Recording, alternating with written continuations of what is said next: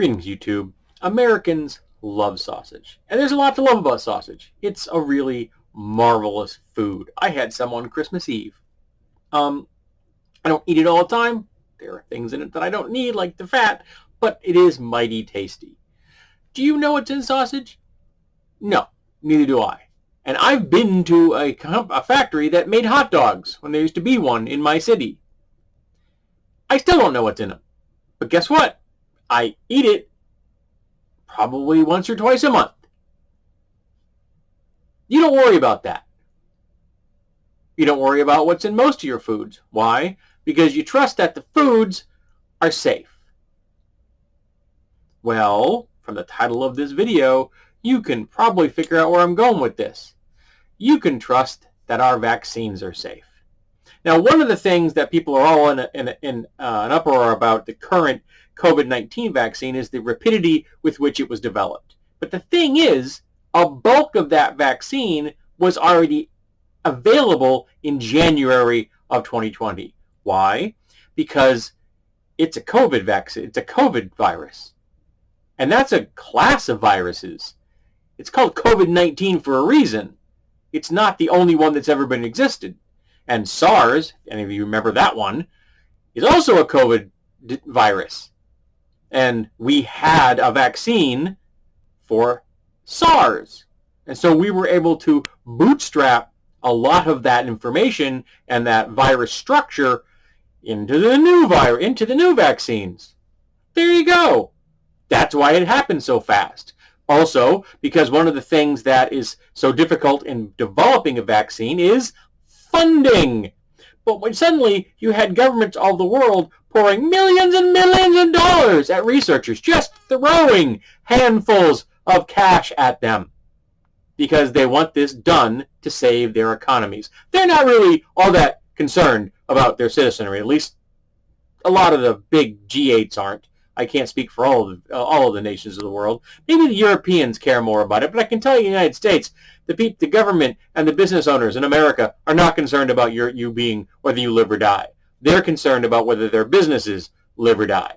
So that's why they've been throwing millions and millions of dollars at researchers, which took care of that whole funding problem, and suddenly they were able to concentrate really hard with a very tight focus with a vaccine that was already partly established.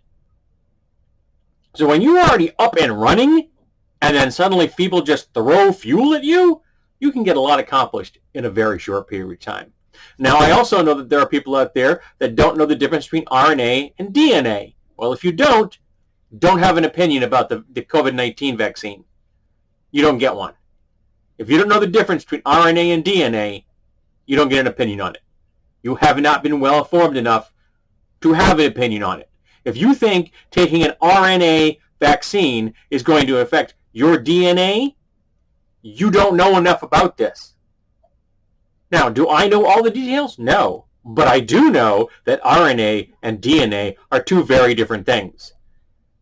And that RNA floats around inside the cell, well, it is completely separate from the DNA of the cell itself. And the stuff floating around inside the cell is what the virus is going for. It wants to hijack the cell production aspect of your cells. It wants to go in, take over the cell, and start making it produce more of the virus. But if you've got an RNA vaccine in there, the virus shows up and your body goes, hey, you know, I know who you are. I've got your goddamn blueprint right here. I can see every weakness you got, and you do not get to pass go. That's how it works.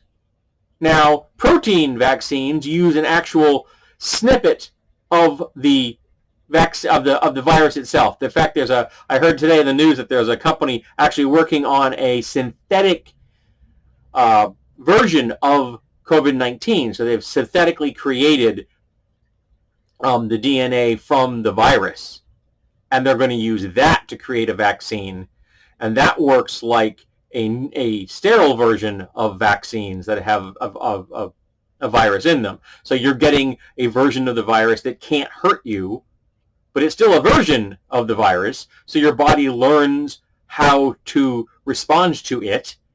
So when you get the actual virus, your body's like, hey, I know how to do this. This is all done. You get nowhere. You shall not pass. And that's what happens. Nothing happens. You don't get a disease. And too many Americans, well, I can't say that. Most Americans have grown up in a world without diseases like this. They've grown up in a world where vaccines have protected them for their entire lives. And if it wasn't for like Anthony Wakefield, the disgraced former doctor, we wouldn't be in the situation we're in now. Anti-vaxxers are out of their goddamn minds. They don't know science. They don't have a scientific-based worldview. They don't understand the germ theory of disease. They don't understand how vaccines work. Yes, I'm sure there will be people in the comments telling me, mercury! Well, guess what? There are different compounds of mercury, ones that are dangerous and ones that are safe. There are different compounds of sodium. I can guarantee you, you don't want pure sodium injected into your system. It would be short and painful. But you put sodium on your food every goddamn day. It's called salt. You have a taste bud for it. Your body has evolved to want it. I plan on having chips shortly. They have salt on them. I'm looking forward to them. But pure sodium will kill your ass like that. So if you don't understand the difference between one type of a material and another type of material, compounds have different proportions and different makeups, different molecular numbers. If you don't have all that understanding in your head, even for a layperson like I am, don't have an opinion about what's in a vaccine. You don't know enough to have one. Now that isn't going to stop you. And there are people going to say that this confrontational method is not going to work. I don't give a fuck. I'm tired of handling the idiots of the world with kid gloves. I've had it. I'm done with this shit. So you can either smarten up or shut up. But if you're not going to do the former, I don't want to hear about you, so do the latter. And it's not difficult to become knowledgeable. The people in charge of these things have been telling us all the information we need to know on almost a daily basis. You're just not listening. They're not hiding anything. They've been telling us everything they've done every step of the way, and you're not listening. You're not listening to the experts. You're listening to like Fox News or the fucking idiot in the White House, a man that knows even less than you do about viruses. I'm surprised he understands that, like, how gravity works. Seriously, the man is dumb. He's an example of failing upwards.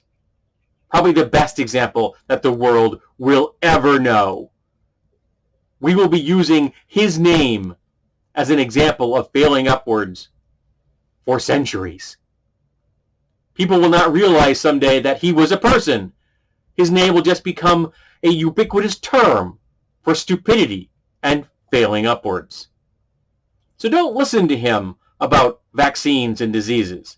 He knows nothing. Listen to the experts. They know something. Hell, even listen to the well-informed lay people like me. I guarantee you, if you think the vaccines are unsafe, you know less than I do. Yes, there have been people who have allergic reactions.